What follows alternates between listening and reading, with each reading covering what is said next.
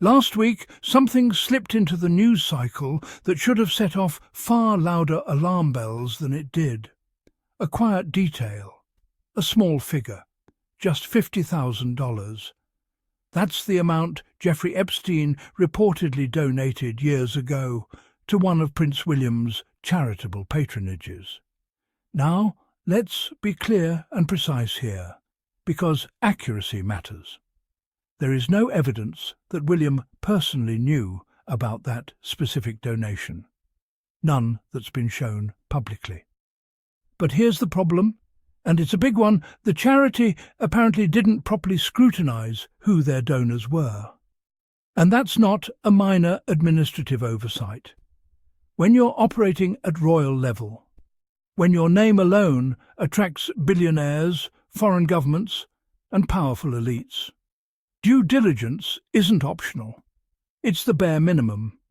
But what really stands out isn't just the donation itself. It's the silence. Because we all know something uncomfortable. If that same second-hand connection had belonged to Prince Harry, the headlines would not have been polite. They wouldn't have been cautious. They wouldn't have been buried. They would have been front-page, wall-to-wall outrage for weeks. We've seen it happen over far less. Harry breathes wrong, and it's a constitutional crisis.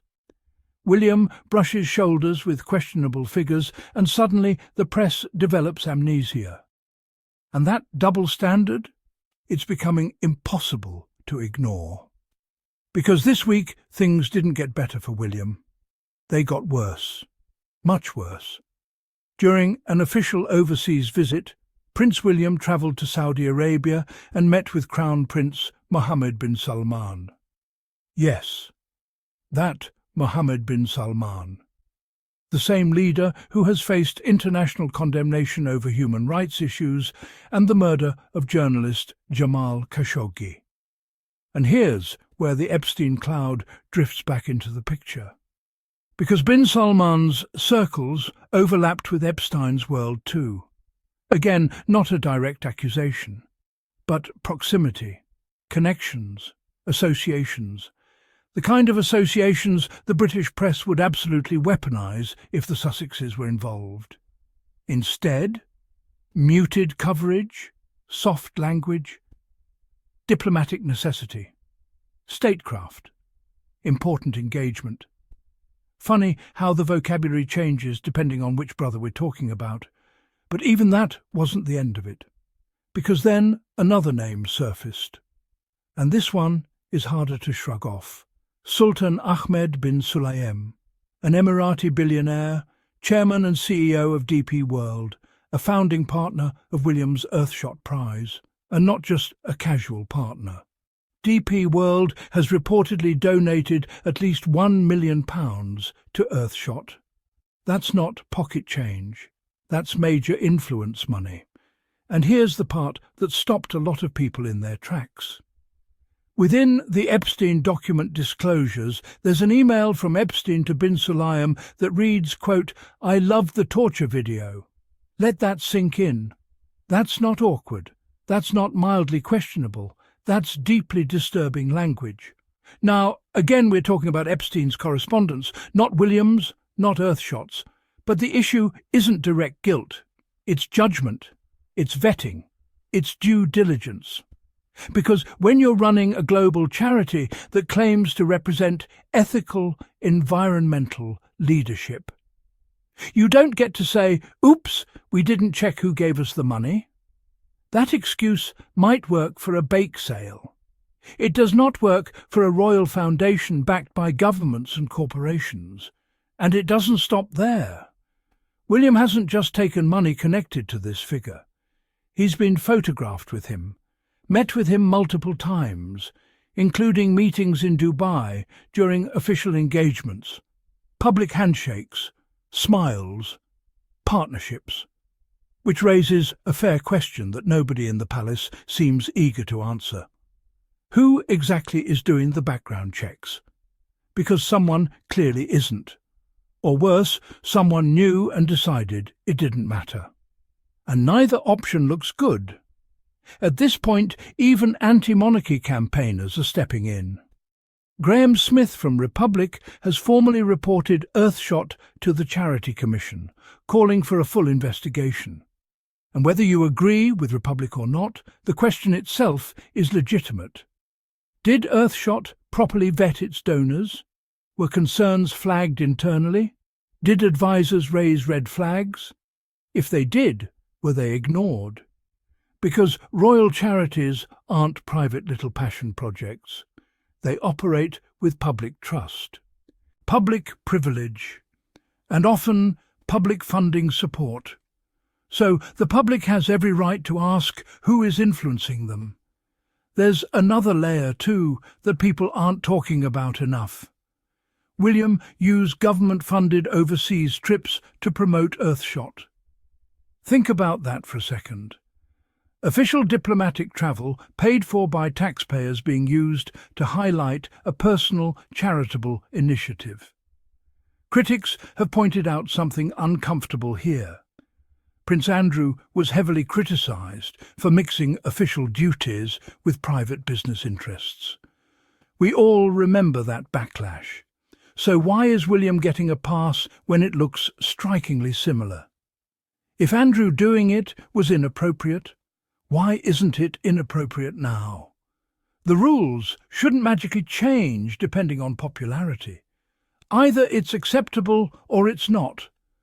And this is exactly why the comparison with Harry keeps coming up. Because imagine, just for a second, that Harry had accepted a £1 million partnership from someone named in Epstein's files. Imagine Harry had been photographed smiling beside that donor.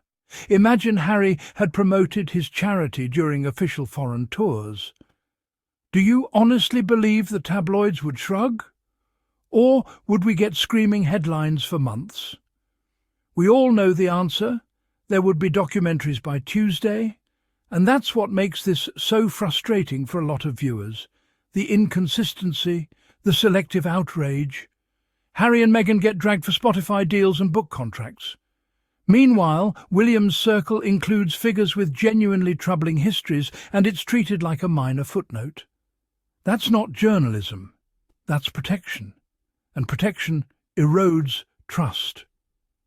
Now, let's step back and talk about Earthshot itself, because the idea behind it is actually good. Environmental innovation, climate solutions, funding green technology. On paper, it's admirable.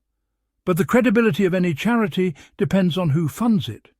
If your mission is saving the planet while taking money from questionable billionaires without scrutiny, people start wondering what the real priorities are.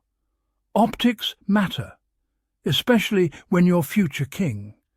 Because William isn't just a charity founder, he's supposed to represent integrity, stability, judgment. And right now, the judgment part is what people are questioning. Not because he's proven guilty of anything, but because the pattern keeps repeating. Questionable figures, awkward associations, and then complete silence. No explanations, no transparency, just palace PR, hoping the story fades. And maybe that used to work. But it doesn't anymore. People connect dots now. People read documents, people compare coverage. And the more the media bends over backwards to protect one side while attacking the other, the more obvious it becomes. Meanwhile, Harry and Meghan continue doing their work independently, without taxpayer money, without state visits, without billion-pound corporate partnerships tied to controversy. Yet somehow they're painted as the reckless ones. It's almost absurd. At this point, the contrast speaks for itself. One couple left the system and funds themselves. The other remains inside the system and keeps stumbling into messy associations. But only one gets branded problematic. And that's why stories like this matter. Not for gossip, not for drama, but for accountability. Because the monarchy constantly tells the public it deserves trust. Well, trust requires transparency. It requires answering questions. It requires showing your homework. So the big questions remain simple. Who vets Earthshot donors? What checks were done? What did William know and when? Were advisors consulted? And why are these relationships only coming to light through document leaks and watchdog complaints instead of proactive disclosure? These aren't radical questions. They're basic governance.